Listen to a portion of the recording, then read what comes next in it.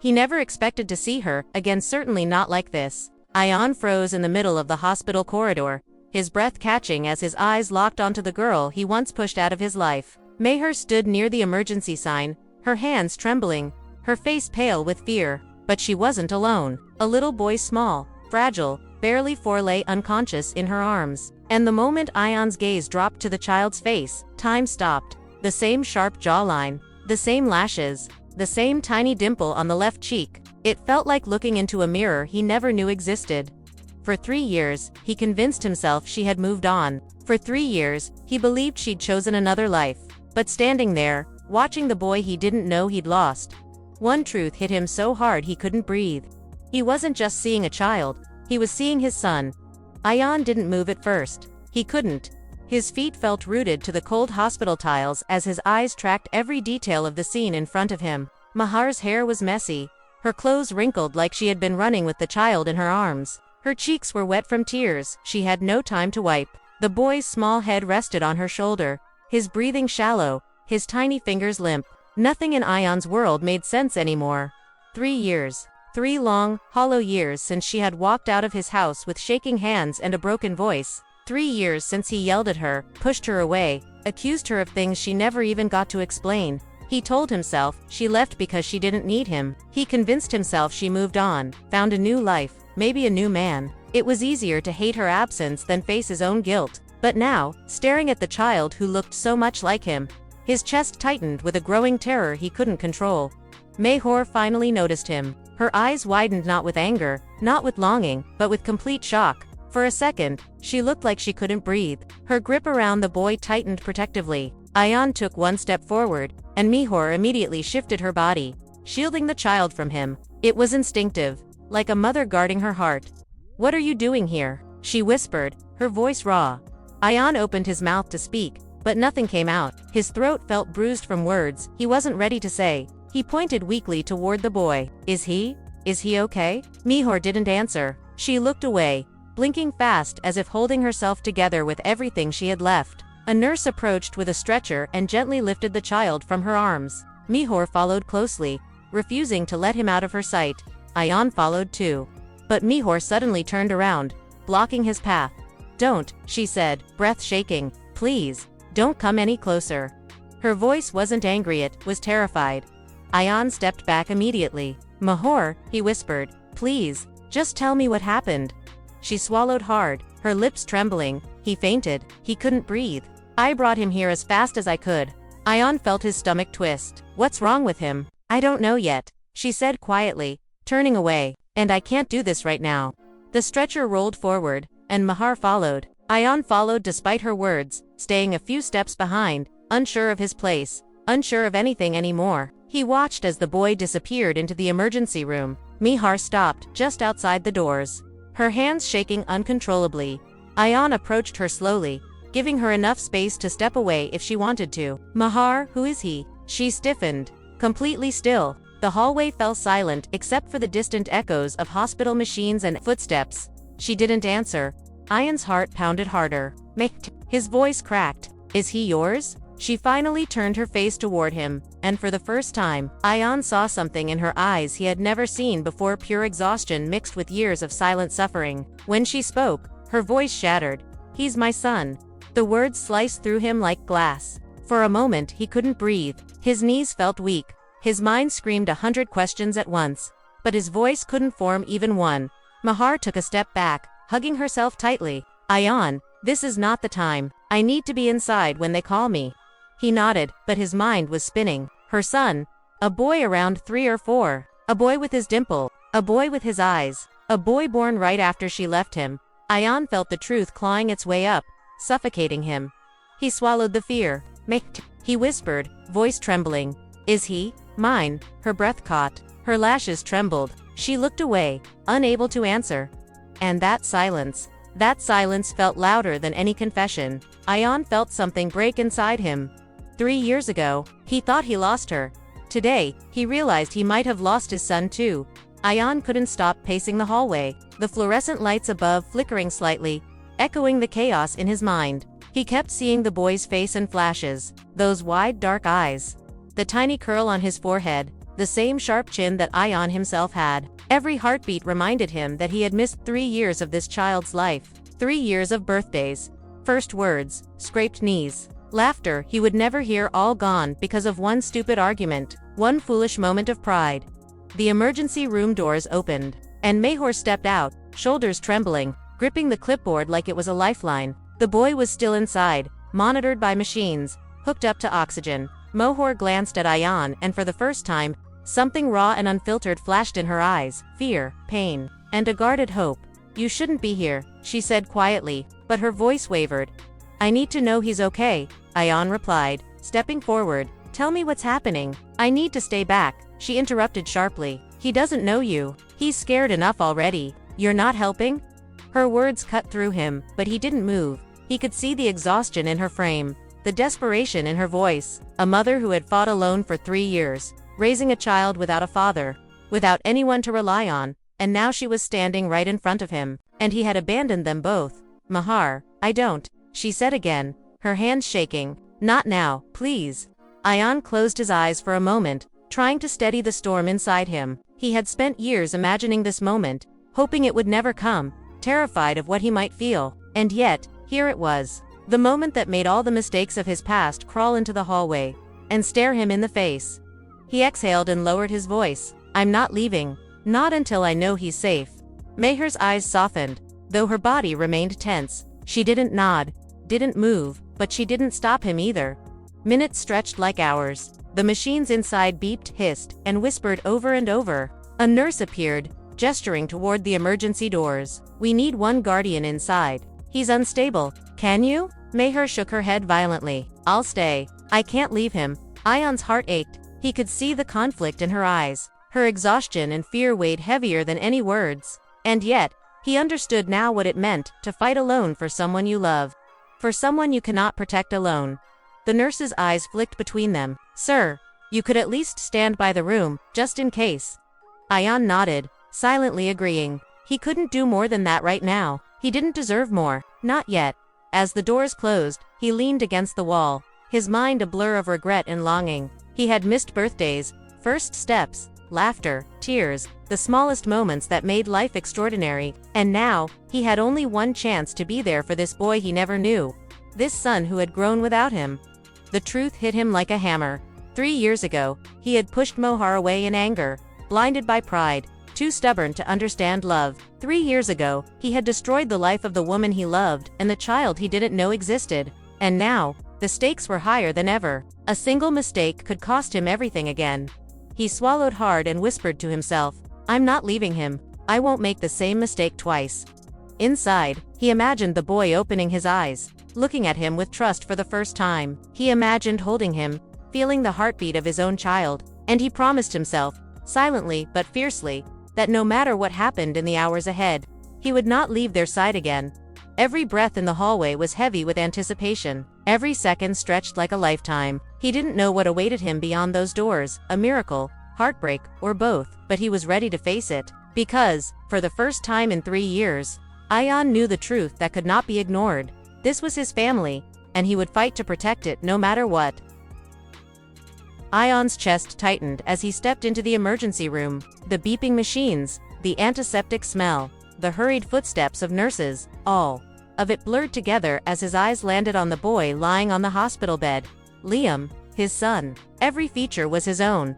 The dark hair, the small dimple, the intense, curious eyes. And yet, the boy was fragile, barely clinging to life. Tubes and monitors surrounding him like invisible walls, keeping Ion at a distance. Mahar stood by the bedside, gripping the boy's tiny hand, her face pale but determined. Her eyes flicked to him once, full of warning, and then back to the child. Ion's knees went weak. He wanted to rush forward, grab the boy, tell him he was safe, that his father was here now, that he would never leave. But Mahar's sharp voice stopped him. "Stay back," she said. "He doesn't know you. Don't make this harder for him." Her words stung, but he understood. She had been raising this boy alone for years, protecting him from the world, protecting him from the truth, and now he had arrived, uninvited, demanding a place in a life he had never been part of. He swallowed hard, lowering his voice. "I'm not here to hurt him. I want to help. I want to be here for him." Mahar's eyes glistened, and for the first time in years, she allowed herself to feel something other than fear and anger. She knew he meant it. He had changed. Or at least, this was the man who could finally be the father her son deserved. The doctor approached, glancing at both of them. "He's stable for now," she said, her voice calm but urgent. "But we need one guardian with him at all times. Someone he trusts." Mehar shook her head. "I'll stay. I'm his mother. It's my place." Ayan stepped forward cautiously. "Please, let me stand with you. I need to do this right." Mehar hesitated, then nodded, though her grip on Liam's hand tightened. She didn't speak, but her eyes said everything. The first cautious trust in years. Time slowed. Ayan stood by the bedside, holding back his own fear while watching the tiny chest rise and fall. Listening to the faint whir of the monitors, Liam's small hand twitched, and instinctively, Ayan reached out, letting his fingers brush against the boy's. The child's eyes fluttered open for the first time since the incident. They were the same dark eyes Ayan remembered seeing in the mirror all those years, but now filled with confusion, curiosity, and a spark of recognition he couldn't explain. "Daddy," the boy whispered, barely audible, clutching Mehar's hand. Ayan froze. His heart shattered and mended all at once. "Yes, Liam," he whispered, his voice thick with emotion. "I'm your daddy. I'm right here now." The boy hesitated, then inched his small hand toward Ayan's. Ayan gently took it, careful not to scare him. He felt the warmth of his child's tiny fingers, the pulse of life he had been absent for all these years. And in that moment, everything he had lost, all the anger, the guilt, the pride, it all collapsed. Meg watched silently, tears streaming down her face. She had raised this boy alone, carried the weight of 2 lives for 3 years. And now she saw the man she had once loved willing to be here fully, willing to fight for them both. She didn't say a word, but her heart softened in ways it hadn't since she first left him. The monitors beeped steadily. Liam's breathing was stronger now. A nurse peeked in, offering a small smile. "He's doing much better. You're both doing a good job." Ayan squeezed his son's hand lightly. "I won't leave you again, Liam. Not now. Not ever." The boy looked up at him, his trust fragile but present, and for the first time, Ayan understood the gravity of what he had missed. Every laugh, every cry, every moment he could have shared with this little boy. And now, he had a chance to make up for it. Mehar finally stepped closer, her hand brushing against his shoulder as she whispered, "Thank you for being here." Ayan looked at her, his own tears falling freely now. "No," he said softly, "thank you for keeping him safe all these years, for not giving up on him, on us." And in that hospital room, amidst the beeping machines and the sterile smell, a family that had been broken by pride, mistakes, and time, began to stitch itself back together. Ayan held Liam's tiny hand in his, watching him sleep peacefully, feeling a love he had never known before. He had been given a second chance, a gift he didn't deserve, but would never take for granted. And when he glanced at Mehar, her face illuminated with relief and quiet hope, he realized that perhaps, after all this time, they could truly begin again. Because some truths are too powerful to ignore, some love too strong to resist, and some moments, even after years of absence, can change everything forever. Ayan stayed by Liam's side the entire night. The quiet hum of the machines, the soft shuffling of nurses, and the faint smell of antiseptic became the rhythm of his new life. He watched the boy sleep, fragile and unaware of the 3 years of absence he had endured. And every heartbeat of the child felt like a reminder of what he had lost and what he had been given a second chance to protect.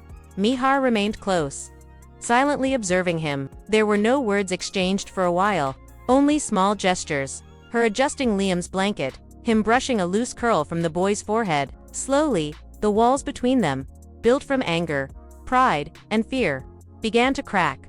"I can't believe he's really mine," Ayan whispered finally, his voice raw. "All this time, I missed everything." Mehar looked at him, the tears in her eyes betraying the calm she tried to maintain. "You don't get those years back," she said quietly, "but maybe you can be here now." Ayan nodded, swallowing the lump in his throat. "I will. Every single day. I promise." Over the next few hours, the medical team stabilized Liam completely. The monitors now displayed a steady heartbeat, rhythmic and strong, as though giving Ayan and Mehar permission to breathe for the first time. Ayan sat beside the bed, holding Liam's small hand, letting the warmth of life flow through him. The boy stirred slightly, opening his eyes and looking straight into Ayan's. A tear slid down Ayan's cheek as Liam reached toward him instinctively. the tiniest connection forming in an instant. "I missed you," Ion whispered. "I'm so sorry for not being here." Liam blinked, too young to understand words but old enough to feel safety. And as Ion held him, the weight of guilt and regret began to lift, replaced with something stronger: love, protection, and a determination to never let this boy go. Meher watched silently, and for the first time in years, she allowed herself to feel hope. The anger that had consumed her, the fear of trusting him again, began to fade. She realized that while the past could not be undone, the future was unwritten on. Maybe this time, they could write it together. Ion finally spoke to her directly. "I don't expect forgiveness," he said. "Not yet, but I want to be here for both of you. I want to be the father Liam deserves. And I want, maybe one day, to be someone you can trust again." Meher's eyes softened. She stepped closer and placed her hand on his arm. "Actions speak louder than words," she said. "Show me. Show him. Show us." And so he did. In the following days, Ion never left Liam's side, holding him through small cries, celebrating tiny smiles, learning the rhythms of the child he had lost and found again. Mehur watched the transformation, seeing the man she once loved becoming the father she always hoped he could be. One evening, as Liam drifted off to sleep in Ion's arms, Meher finally allowed herself to rest beside them. She let him hold both her hand and her trust. The silence was comfortable, filled with unspoken promises and a fragile peace. Years of mistakes, missed moments, and pride could not erase what was meant to be. And though the journey ahead would still have challenges, one undeniable truth remained: they were together now, their lives forever changed by the boy who had unwittingly become the bridge between broken hearts.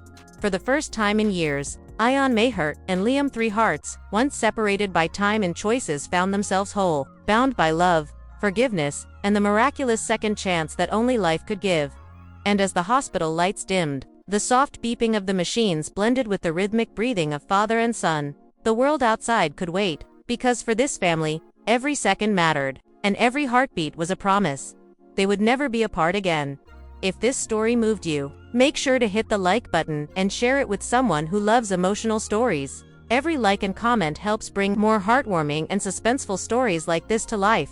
Don't forget to subscribe and turn on notifications so you never miss a story filled with love, heartbreak, and life-changing moments. Every week, we share unique stories where characters face impossible choices, hidden truths are revealed, and love finds a way in after years of mistakes.